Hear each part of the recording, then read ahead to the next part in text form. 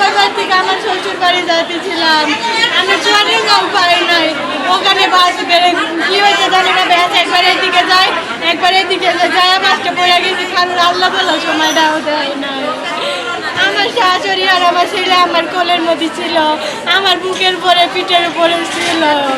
আমার ছেলে ভালো আছে, আমার শাশুড়ি চোখ না, চোখের অবস্থা ভালো না। আমার ননদ, আমার দাদা শ্বশুর, দাদি শ্বশুর সবাই ভালো আছে, আমার চাচা আছে, চাচাও ভালো আছে। আপনারা কয়জন ছিলেন বাচ্চা? আমরা বাচ্চা, আমার যে ছোট বাচ্চা আছে 4 মাসের বাচ্চা, হেড দিয়ে হলো আমরা 8 জন ছিলাম। চুয়াডাঙ্গা আপনার শ্বশুর বাড়ি? না, আমার শ্বশুর বাড়ি ঢাকা, আমরা ঢাকা যেতেছিলাম। ঢাকায় যাচ্ছিলেন? জি।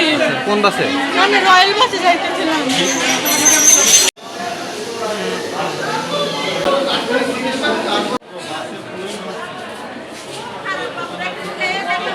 আমি ডিউটিরত অবস্থায় রয়্যাল পরিবহন অ্যাক্সিডেন্টের কারণে 12 জনকে আমরা প্রাথমিক অবস্থায় চিকিৎসা করি চুয়াডাঙ্গা সদর হাসপাতাল ইমার্জেন্সি বিভাগ। এর মধ্যে বুলবুলি নামের মেয়ে, বয়স 42-43, বাড়ি আনন্দধাম, তার ডান হাত সম্পূর্ণরূপে বিচ্ছিন্ন হয়ে গেছে কাঁধ থেকে। আর মিজান, বয়স 55, পিতা সালাম মাতব্বর, বাড়ি মাদারীপুর, তার মাথায় সাংঘাতিক আকারে হেড ইঞ্জুরি মানে তার মাথার এক পাশ ফেটে গেছে এবং সম্পূর্ণ গুরুতর অবস্থায় আছেন। তাকেও আমরা চিকিৎসা দিয়েছি এবং আমরা উন্নত চিকিৎসার জন্য ঢাকা মেডিকেলে রেফার করেছি।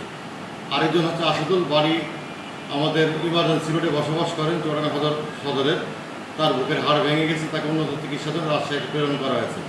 মোট 3 জন, বুলবুলি, মিজান এবং আসাদুল, এই 3 জনকে উন্নত চিকিৎসার জন্য আমরা ঢাকা মেডিকেল এবং রাজশাহী মেডিকেলে রেফার করেছি প্রাথমিক চিকিৎসা দিয়ে। বাদ বাকি যে ছিলেন ইনজুরি বা আঘাতপ্রাপ্ত, তাদেরকে আমরা ভর্তি রেখে নিজেরাই আমরা চিকিৎসা